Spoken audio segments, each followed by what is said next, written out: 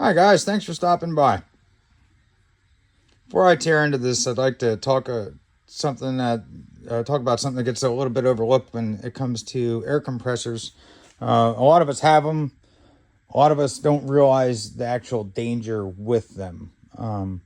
These are pressure vessels, and when I say pressure vessels, it's like a grill tank. You know, you fill that with propane. I mean, that's essentially a little bomb. You know, just like the gas tank in your car. You know, that's filled with flammable liquid. You know, I mean, there's safeguards in place to make sure it doesn't explode.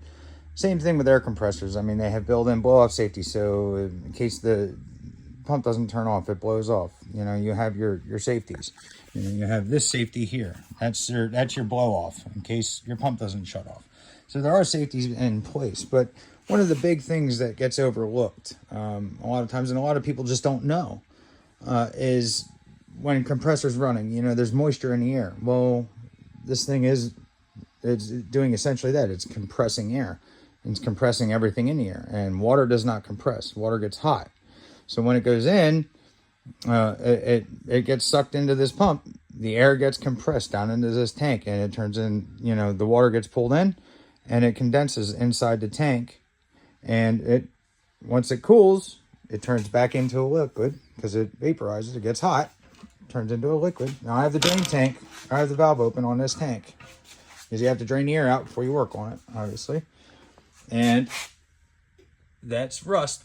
That's dirty, rusty water from inside the tank.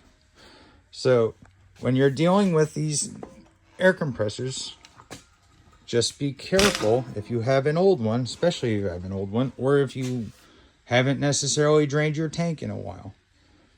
Just make sure the integrity of your pressure vessel, your tank, is there. Because the amount of energy that these can release, I'm not saying it will, but it has the ability to be very destructive. Take down walls, maim, possibly even kill if the compressor is big enough. So just be aware of that. You know, they're a great tool to have, but just like everything else, it needs maintained. Alrighty, enough of that. Let me get into this. Here, I undid the screws on this, pulled this cover off. So this is a twin cylinder. I got this for free. I saved this from a scrap bin. So that's why I have this. Once I build my shop, I will be getting a oil bath compressor, but this is a great one. You know, it's big enough. It runs air tools. You have tool pressure and your tank pressure. This is what actually is in your tank, and this is what the feed's coming out to your tool. This piece was snapped off, so I only have one feed, which I only run one tool at a time anyways. But, you know, it's nice because you can dial it back. I normally run around 80 psi on some of my tools, especially your rotary tools. Or your rotary air tools, tend to use a lot of air. So let me set you up here in a stand, and we'll get started on this. All right. So I'm sorry if I babble a lot. I have a whole new respect for this YouTube thing. It's a lot harder than it looks. It's kind of cool though. It really is. All right. So these are your mufflers. I'm going to take these off your cylinders first. I'm going to knock these bad mamma jammas out of here because we're going to pull our cylinder heads. Basically, what I believe happened is, now I haven't had this apart yet, so this thing might run today, it might not. But when I got this thing, it was doing the same thing, so I'm fairly certain it's the same issue. I got these off Amazon. These right here are your compression rings. So when you turn this compressor on, right? These are $10 a piece off Amazon. This is what runs up and down in your cylinder, forces air into your tank. I got two of them. Well, my belief is this got deteriorated and it's letting the piston slap the cylinder because you can hear it slap around in there. So it's this cylinder. And when I got it, it ran like that for quite a while because I pulled it apart and you'll see it. Well, you'll see it. I don't want to get too far ahead of myself. So anyways, got the mufflers out. Now I'm going to I got my tools, so you don't have to wait for me taking everything off. I'm going to take the main air feed line off, and I'll show you this. I'm not going to show you me unbolting it, but right here's the main air feed line. It goes up to the cylinder head, right? This feeds across these tubes, and there's O-rings in here to seal it off. Feeds into this cylinder, feeds down into here. So when you have this cylinder up, this one's down, this one's up, this one's down. So it's just like a car engine. One piston's up, one piston's down. And that's what forces your air into, and that's what feeds your tank. Feeds it into your valve, and then you have your safety switch. It runs from here into that, and that's your power and your safety switch and all that.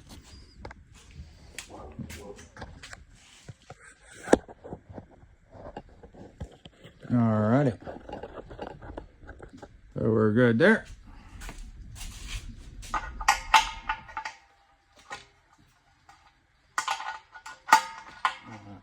And more than likely, everything on this is going to be metric. A lot of this stuff is Chinese stuff. So most Chinese stuff is metric anymore. So this is, you have 4 Allen head bolts. This is disconnected. So you got 4 Allen head bolts per cylinder. We have to get these out, and then these cylinders, or these heads, will lift off. So I got 2. I believe it's a 5 mil. Yes. 5 mil for the win.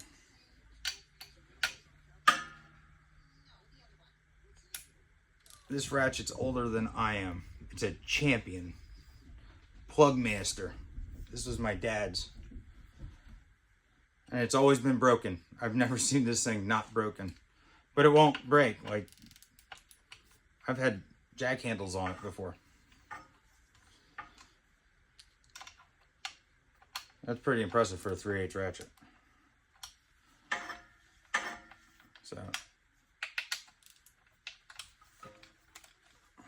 So, especially when you're dealing with anything that compresses, anything that needs to be tied down tight, you want to go, ouch, you want to go cross hatch or cross your cylinder. You don't want to go in series. You don't want to take this bolt, that bolt, that bolt, that bolt. You want that head to kind of lift off even. You don't want to take pressure off here and still have it pinching over here. You kind of want that pressure to release evenly. A lot easier said than done sometimes. I mean, yeah, it's a cheap air compressor, but you want the best result possible. Okay, so I got her loose. And I got this out.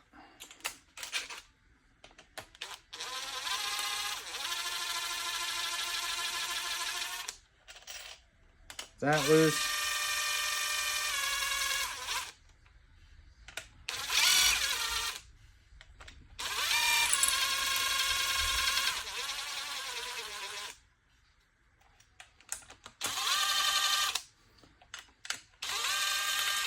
And that really only matters for initial torque. If you want to do it all the way, you can. But that's just your initial brake when you take all your tension off.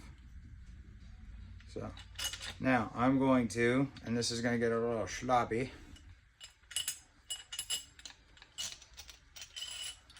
Some of these, I don't remember the last time I did this. These are all sketchy. All right. So I'm going to lift straight up. These are cylinder spacers, or these are head spacers. Your cylinders actually sit in between these. I'm going to lift straight off. I'm going to take this over here, and I will show you this here in a moment. All right. Ah.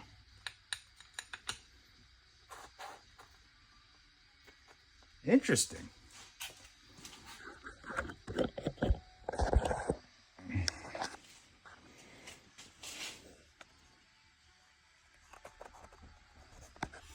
don't know if you can see it.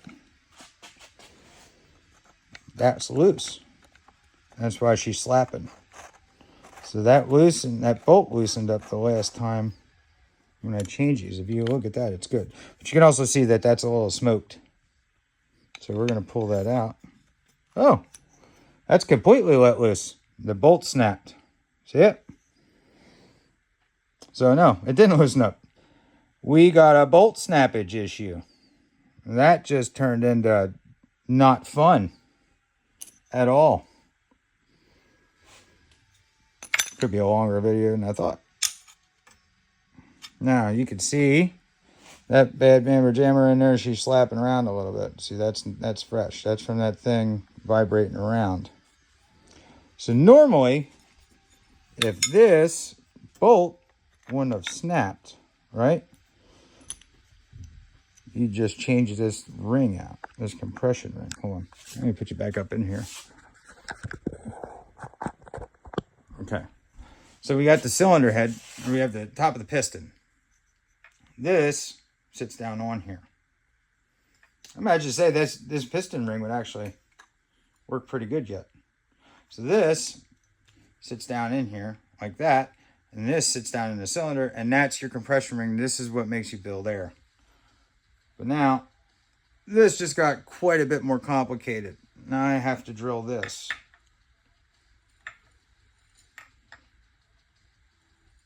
Shit. Okay, so here's what we're dealing with. Snapped off bolt right there in the head. And I took this one out just to see what it looks like. And I washed it. Oh, there it is. Okay. Now here's the bottom of your cylinder head, by the way. Here's what we're dealing with. Alright. Problem is, it's Loctited. So, I am going to do a trick. I will tell you in a moment. Right now, I have to index this and get on it with a left-handed drill bit. This is always a stressful situation, regardless of how many times you've done this, especially when it moves.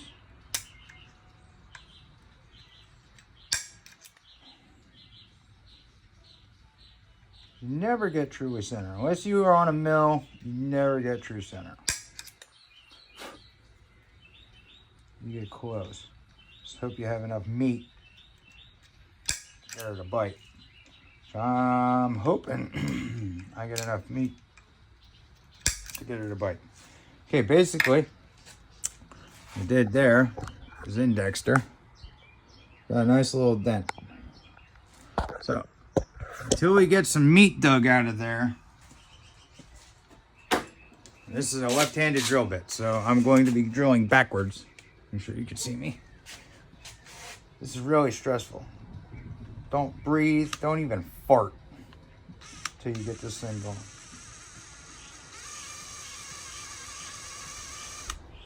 You want to try to go with your angle too. This connecting rod's on a bit of an angle.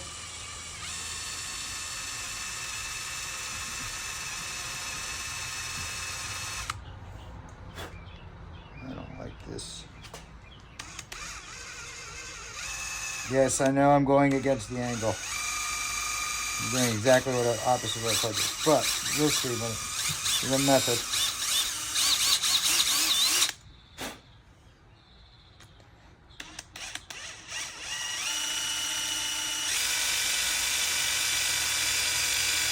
I'm drilling into the meat of the bolt because I'm a little on the edge.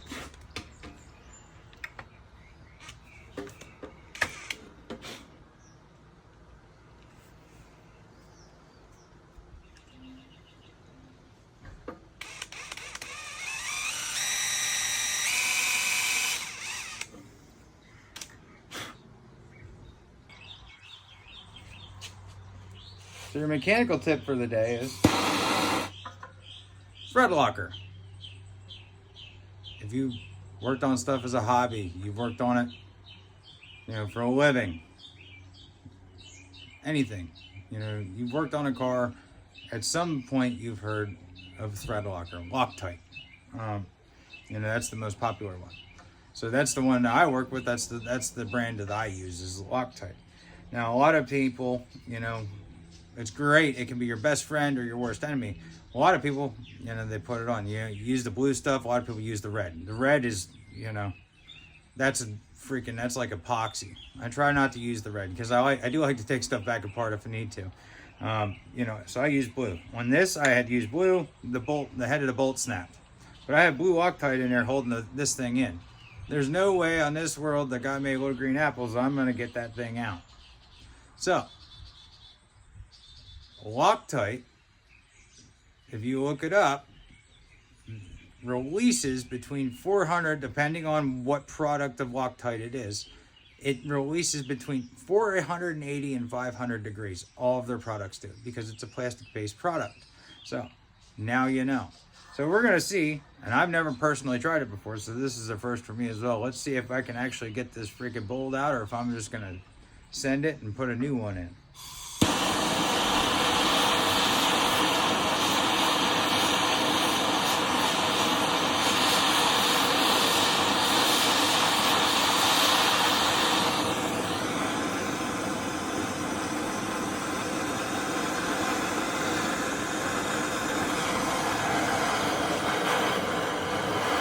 Aluminum dissipates heat quickly, and unfortunately, there's not a lot of steel. There's not a lot of that bolt that I can heat except the top of it. So this rod's going to get a lot of heat soak. But it's already broken. So if I break it more, oh well. If I fix it, I'll take that. That's a win.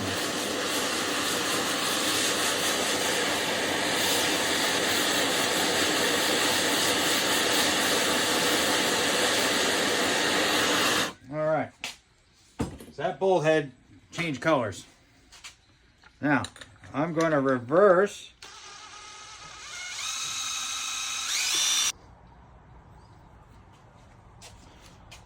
Okay, so I'm drilling down through this thing, and she ain't, uh-oh.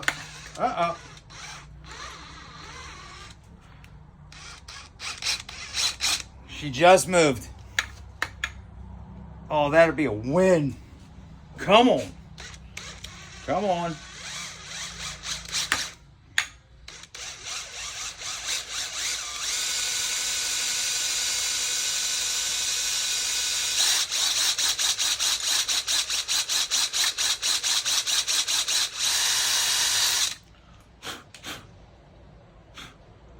All right. Well, I don't want to go any further yet. So, I'm going to be right back. Yeah.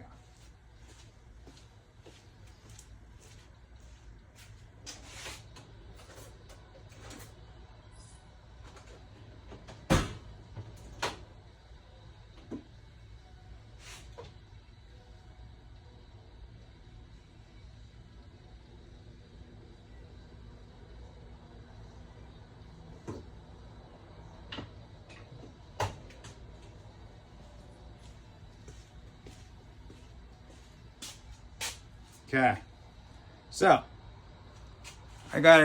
we got ourselves a nice little divot right in here. See here? Nice little divot. And it actually did turn. But unfortunately, it didn't turn enough. So what I'm gonna do, I'm gonna throw another little trick here. And you can get these at Turkey Hill. You can get these at Tractor Supply. They have them little bargain bins up front right behind the registers. I get these. I use these for work all the time because I always get these Torques and they have an impact dent on them. Work great, especially if you're doing a lot of Allen heads. Man, You strip an Allen head out, you hammer a Torx in there, and whap, you rip her out. And that's what we're going to try with this. I got that little there divot in. But first, before I do that, I'm going to reheat this thing. Actually, I'm going to set that there.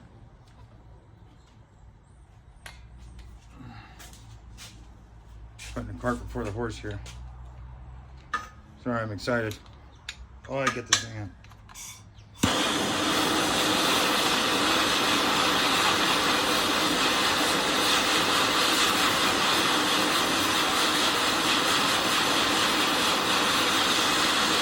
Again, trying to heat soak this piston. Now I have a little bit of that bolt head. Roll her up.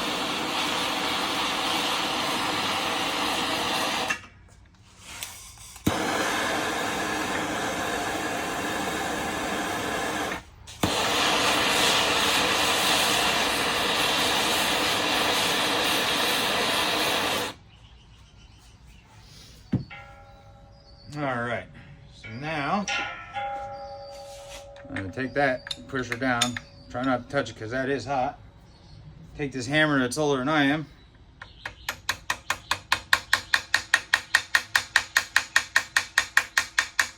Tap it in, nice and tight.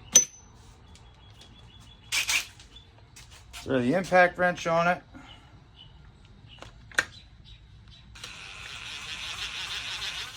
Oh yeah, look at that. See that? Right there. Come on, guys. You know that feeling. You know that feeling right there. That is beer worthy. Hell, I don't want to do anything else the rest of the day.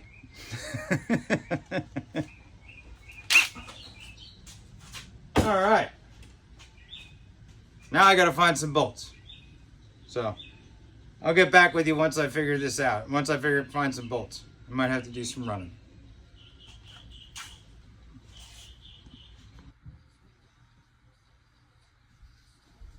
All right.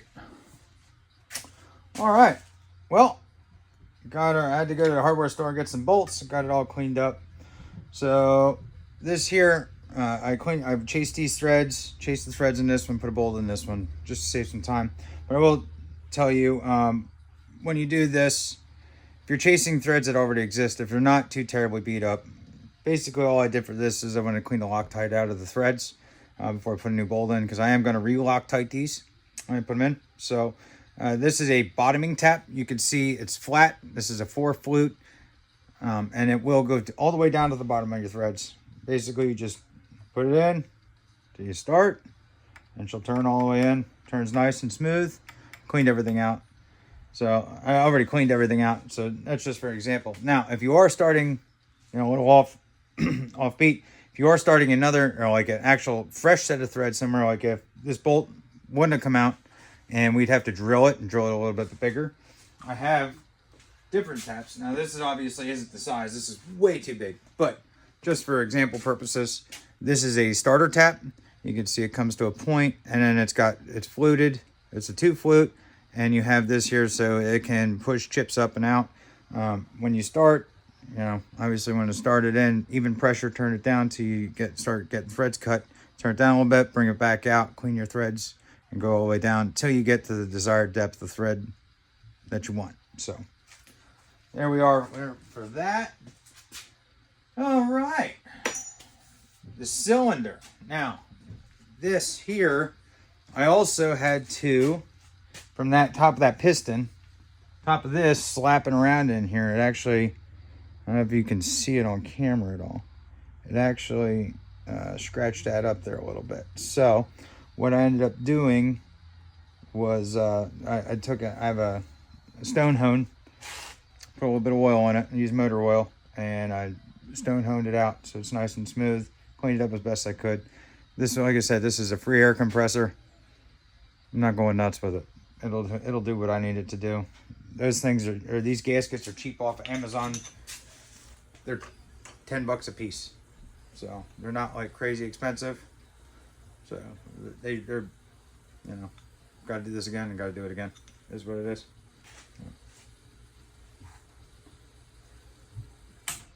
That's odd. my parts washer just turned on. All right, so now we're gonna take this right here and we're gonna set that piston on. She's ready to go. This is our actual cylinder. That's ready to go. We're gonna push this piston down, put this at top dead center just like that. Now you'll see this new ring. It's very stiff. Even when it's done, or even when it's there. We could probably theoretically reuse this because this ring isn't beat up. The failure was in the bolt. It wasn't in the ring, which I originally thought it was the ring, but that let loose, leaving this thing to flop around, which means it's not going to build pressure. But since, and for demonstration purposes, I have this apart, I'm going to show you what you got to do to put a new one in. So, what I found works for me is I'm going to set this right here on top, okay? And you want this to fold when you set these. These are directional. You can see where it's creased all around here. You want this to fold up into the cylinder.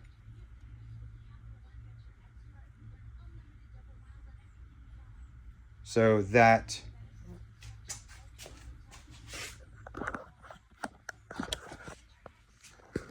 it looks like this. That's what you want for your finished product.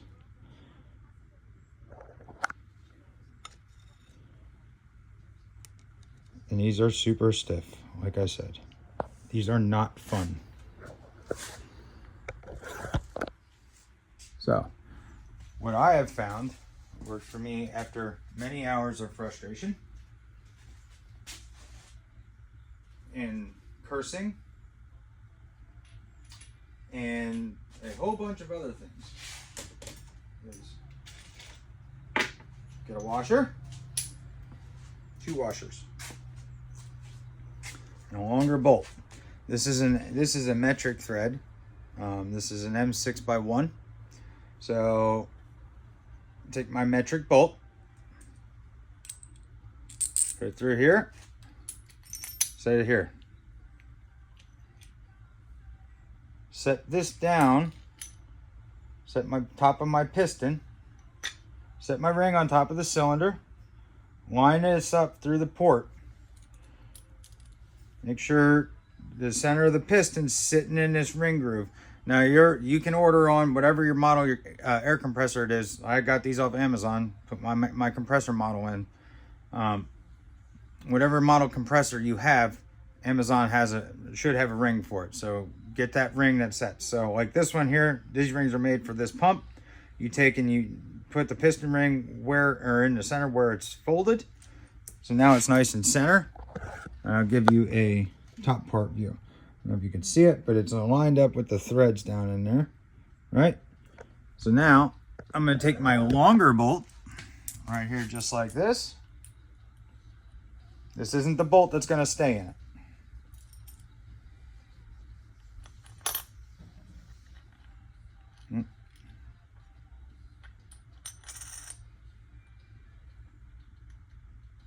Make sure that piston's all the way at TDC.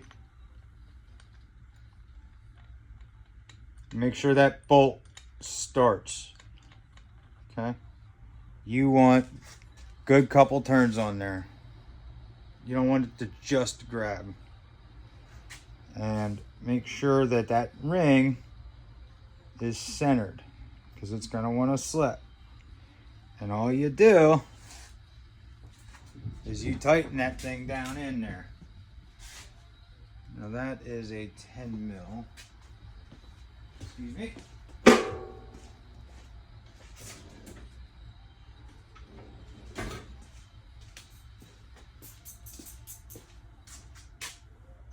I'm going to put this on here, and I'm going to tighten. And I'm going to let that bolt do the work. Okay, now I'm out. So I'm going to push. Now we have that down in. Problem is that bolt's a little long and I'm out of thread. Still not flush.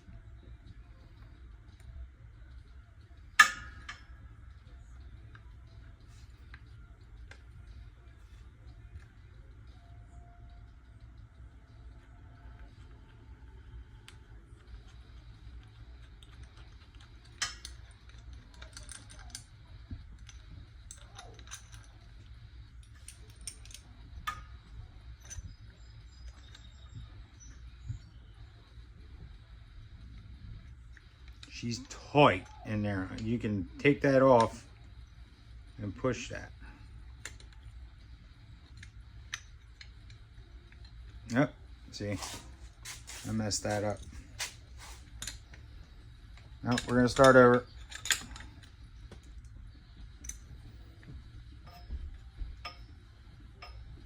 This time it should go a little easier. But I'm gonna double washer it so I can get it a little tighter. It's not as thick.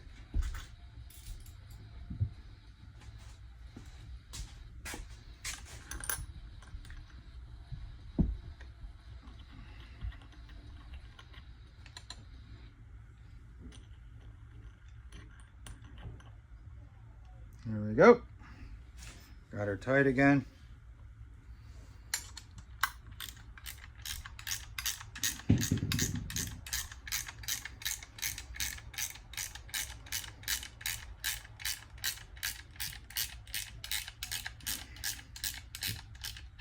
Okay.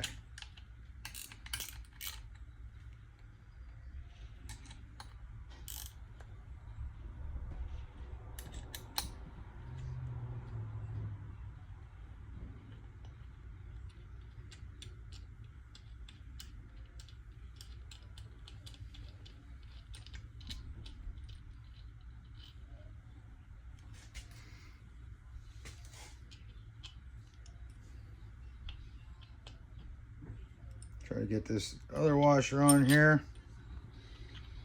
Pull this piston head down on as far as we can because we don't have a lot of length on this other bolt. So I recommend using hand tools for this.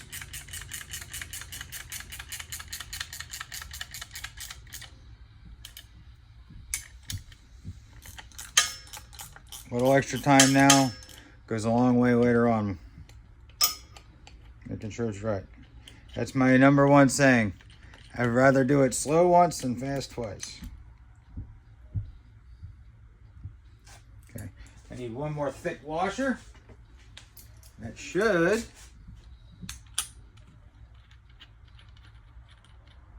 nope. And a thick and a thin.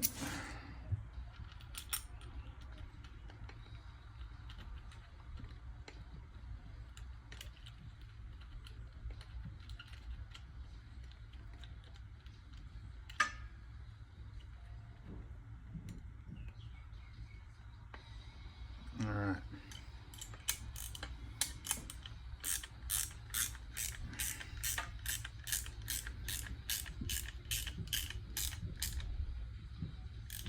I tried trying to stuff this thing down in here the one time. Nah, it didn't happen. All right, so we're at top dead center.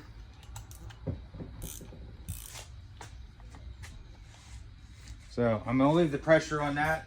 And I'm gonna grab my Loctite blue. Because inevitably, I know this one, at some point I'm gonna have to redo this again.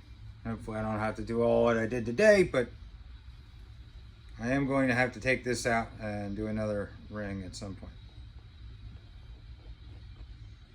The amount of sticky you get out of Loctite is, it depends on how much you put on. Well, I want this thing schmegmud. You got to think the amount of heat that an air compressor builds, right? And you have a metal bolt and an aluminum rod. This is all aluminum, minus these cylinders. I'm not exactly sure what these cylinders are, but everything's aluminum. So your expansion and contraction rates of aluminum and steel are very different. So stuff will loosen up over time, and that is something that you do not want. You've seen what that did when it broke to the piston head.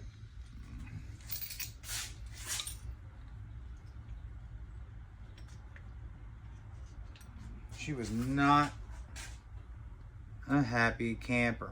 The cylinder was not. Look at that. Booyah. snug her down.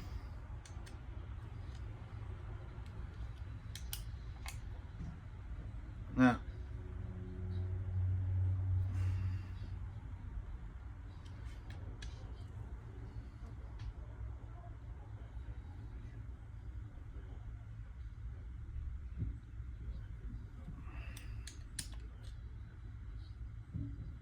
all right, that's good to go.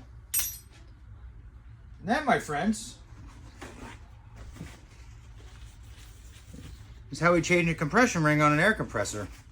And, you know, if you snap the bolt and your compressor's junky, how you fix it.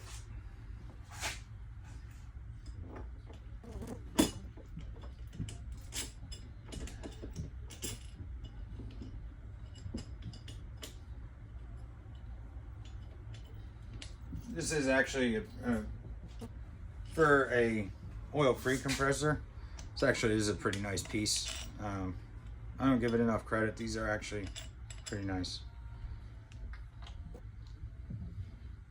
So now what we're gonna do, it's very important that when you set your cylinder heads back on, those pistons don't move, or that those cylinders don't move, because if that ring comes out of there or it cocks, especially them new rings, you're gonna have to do everything, undo everything we just did and redo it.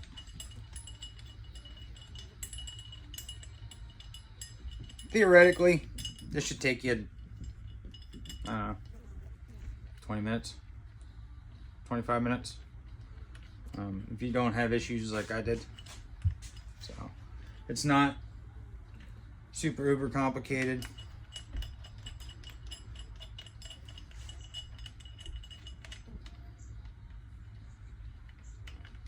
Now you'll notice I'm not using the impact to put everything back together, and I have a very good reason for that.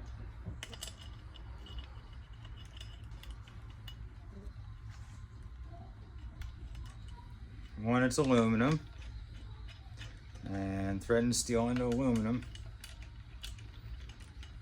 has its very own set of challenges.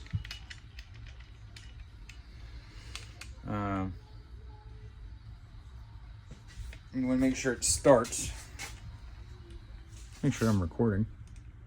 Yeah, I'm recording. You want to make sure it starts for sure. And you also want to make sure that it doesn't get tight and loose. If it gets tight and loose, you're going to have a really bad day. Kind of like I did with that piston. So, tight and loose, no good. So on here, there's really not a lot of places to like helicoil. You can see there's not, like, this is cast, so like you can drill it and possibly go with a bit of a bigger bolt, but you don't have a lot of options when it comes to going bigger. All right, so just gonna do reverse of what we did before. I'll turn it around. Oop. I'll turn her around until she gets tight, just snug. You're not aping it. Just want some tension on that bolt. Just like that. Tight. Tight. And this puts even pressure on these cylinder heads.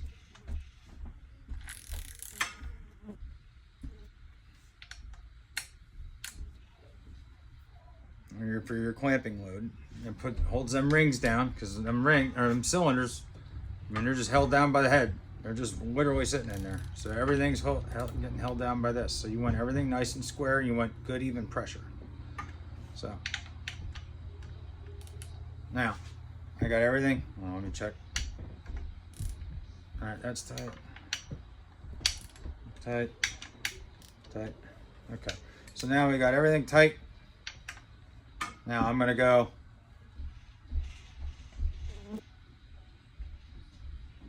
pull on the end of my wrench, because you're magnifying your torque. The farther out you are out on your wrench, the more power you're putting to it. So like, that's good.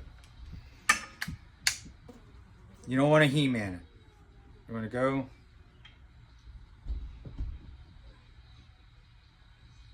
That's good. That's like 3/4 of an UGA.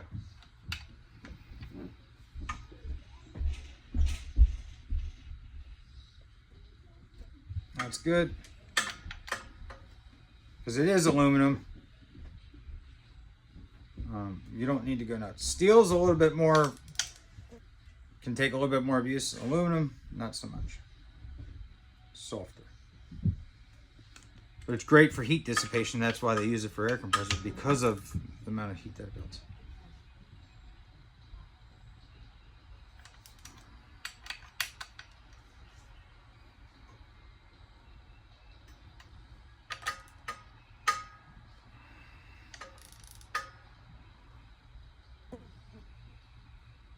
Okay, we're good to go. Set my cover on.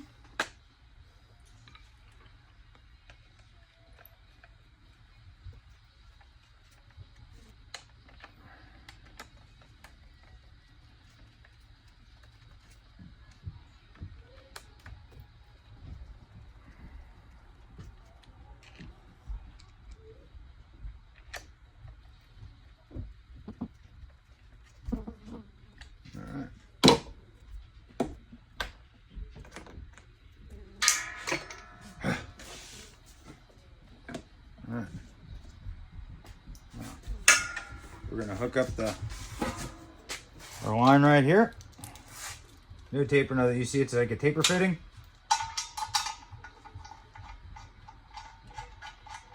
That's self-sealing. Screw that on by hand. There again. Half a Duggar. That's all you need. You're good to go. Screw your mufflers in. These are, well, they're a muffler. Well, I say mufflers. They're a muffler / filter. There's filter elements in here to keep it from sucking dirt in, keep your cylinders clean.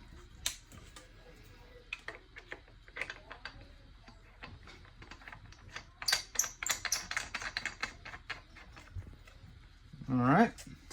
Close our tank valve. Make sure we get that.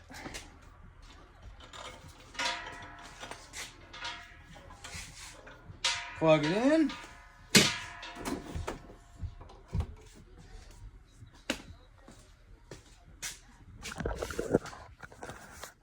And here we go. Turn it on. No pressure in the tank. Moment of truth. Look at that. Nice and quiet.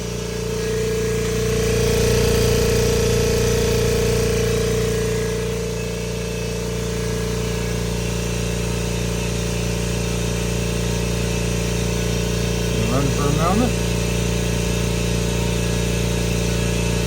Starting to build air pressure. And it'll run up to 150 psi. I'm going to test it. Run it up to 150 psi and it'll shut off. And that, my friends, is how to fix your oilless air compressor. Hopefully this helps.